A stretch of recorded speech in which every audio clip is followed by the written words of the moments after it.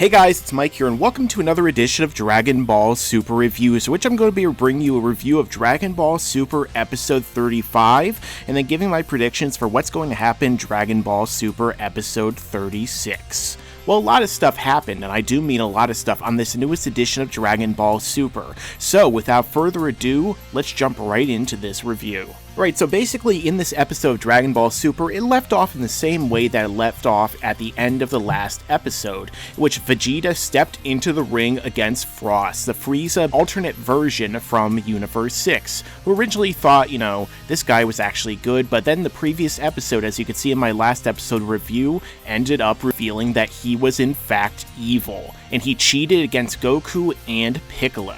Now, before I get into this actual match, the thing is that we actually did find out something that I made a video about with Dragon Ball Nation, which is, will Goku be returning to the tournament?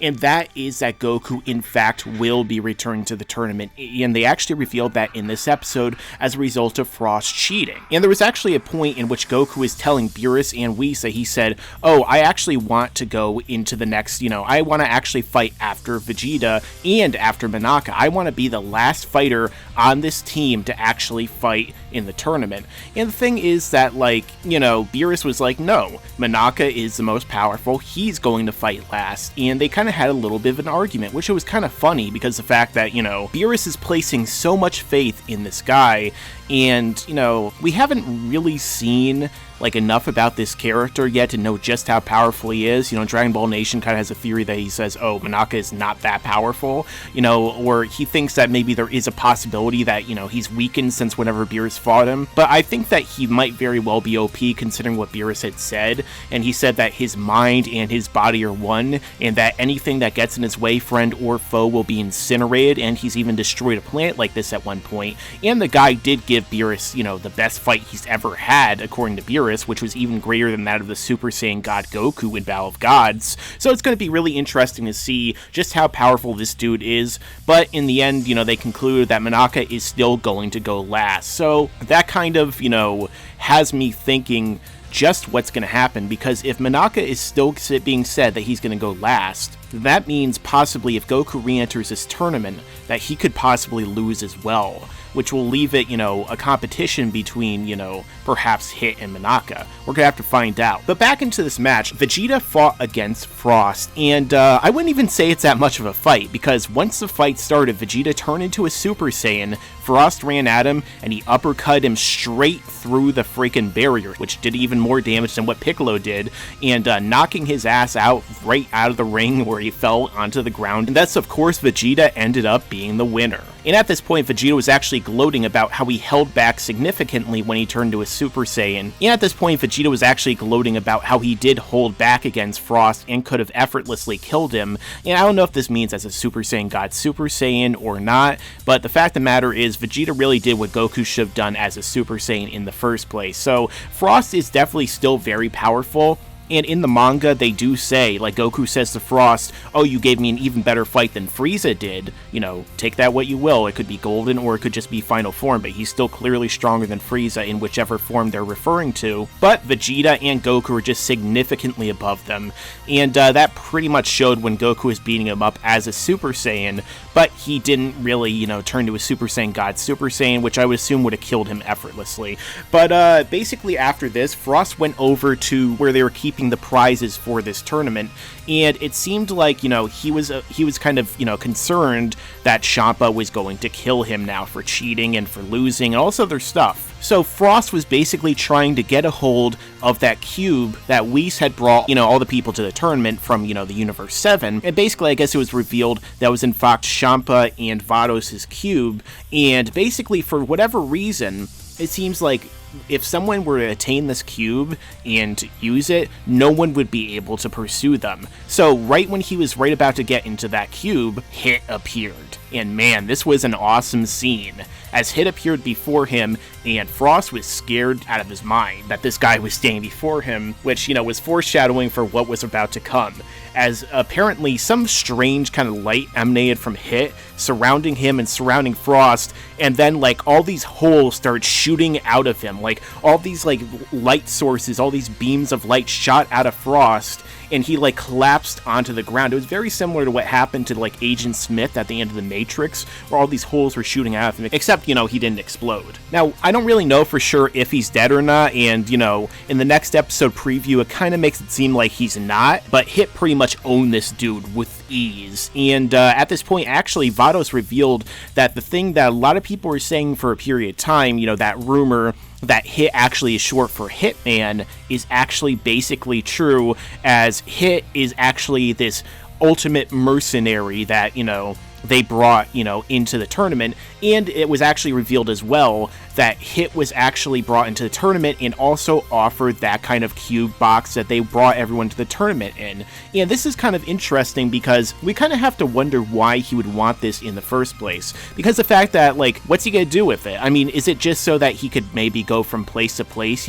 with all of his different marks and all of his different hits that he does, and no one will be able to pursue him? But if he's as powerful as it seems like they're all making it out to be, who's gonna be able to even do anything to this guy except for the gods themselves, unless Hit is maybe gonna, I don't know, turn against them. Maybe someone hired Hit against them. Maybe that's gonna be the whole twist of this tournament. Obviously, this is all speculation at this point in time, but after all this stuff happened, after this awesome moment, we got an even more awesome moment in some ways, as Magetta was gonna step forward, and Magetta was introduced in a really interesting way. He was drinking this big goblet, or, big gulp from, like, a convenience store full of lava, and filling it into himself and pounding on his chest, and he jumped into the ring ready to fight Vegeta. And this guy is really awesome. Like, some people, like the other Kais from the other universe, were saying that they thought that, Magetta was a robot, but then Supreme Kai actually revealed that, in fact, he is from this race very similar to, like, the Transformers from Cybertron. He is a metallic man, and he is like a sentient, basically metal, alien being, and it's actually really cool to see this kind of thing on display. And I don't know if Toriyama was, in fact, influenced by, like, the GoBots or the Transformers, or what it happened to be. I mean, that'd be really interesting, although this guy seems to be a lot more powerful than any of them, as he went toe-to-toe with Vegeta, and he was actually really fast and really strong, because the first thing he did was he tried to punch Vegeta, he hit the ring, and he basically broke the entire ring.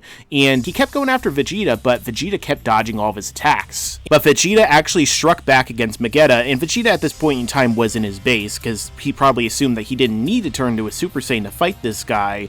But, I mean, as Vegeta hit him, it seemed to do nothing, as Magetta started, like, pounding on his own head, and then he pulled it out. Like, he ripped it out, kind of like, Fat Boo did when he was fighting against Kid Boo. When Kid Boo, like, blasted his head off, he just pulled his head back out, kind of like a cartoon. And Magetta was pretty much uninjured. So Vegeta kept trying to attack him, and it was doing nothing. And Magetta actually was able to somehow power himself up by, like, stirring the lava within his body, because his body is actually filled with lava for some reason. I don't know how this works, but it's still really cool. And he was actually making himself stronger and faster, but Vegeta was still basically more powerful. And so Vegeta flew up into the air and started doing that flurry of, blast that he does, kind of like when he did against Cell after, Cell killed Trunks. And Magetta actually countered this by starting to shoot beams of lava out of his mouth. And eventually, when Vegeta shot, with a big blast, Magetta also reacted and shot his own. And they're basically canceling each other out. And Magetta started to fire this blast and following Vegeta all over the ring.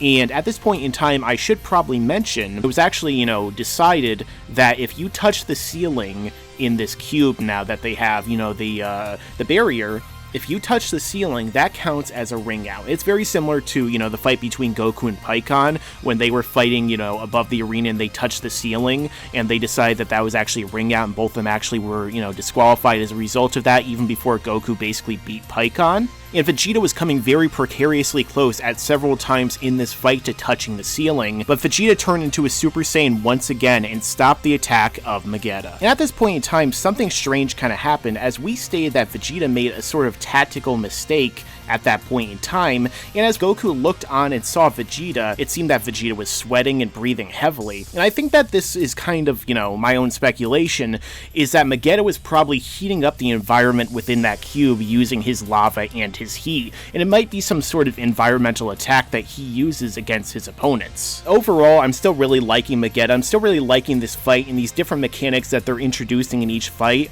It seems like each of these opponents that they're facing has its own kind of a technique or kind of ability that they are using to their own benefit rather than pure strength. I'm really enjoying that. But basically, this was the end of the episode. And overall, I really enjoyed this episode. I thought it was pretty awesome. Like all the different stuff that they, kind of were introducing once again, the backstories being flushed out for certain characters. And I'm really liking especially Magetta and how they, kind of are dealing with his character and introducing these different elements that he's using as well. I kind of predicted that Vegeta was basically going to be taking out, Frost easily, and I thought that he'd probably take out Magetta easily, although he seems to be having a difficult time, but that's actually going to lead in my predictions. And from what we see in the next episode preview of the, Dragon Ball Super episode 36, it seems like the entire episode might be taken up, between Vegeta versus Magetta. And as you can actually see in the picture that I'm showing right now, Vegeta seems to be actually charging up his final flash in the next coming episode, which he's going to be using against Magetta. Now, there actually seems to be a shot that we see in which it appears that Magetta is using an attack of his own, his lava burst, to kind of match the attack of the final flash from Vegeta. So it seems like if that's actually the case, that Magetta is super powerful and Vegeta really has his hands full. So I'm actually going to predict that Vegeta will probably utilize Super Saiyan God Super Saiyan to end this fight. And there's certain things that kind of have hinted at that happening, say, next episode titles and stuff like that. But I feel like Vegeta is going to beat Magetta, probably in the next episode, and he's probably going to have to go all out just to do it. But overall, I'm really liking Magetta, and I kind of hope that, we're going to see some more techniques and some more interesting stuff happen the next coming episode. But my name is Mike, and this has been another edition of Dragon Ball Super Reviews and Predictions, in which I was giving you a review of Dragon Ball Super episode 35. Tell me your own thoughts down below. Do you agree with my review? Do you disagree? Have you seen this episode yet? And what are you looking forward to in the future of Dragon Ball Super? Let me know down below. And don't forget to like, comment, share, and subscribe. As I always say, stick around, because there's a lot more to come in the future.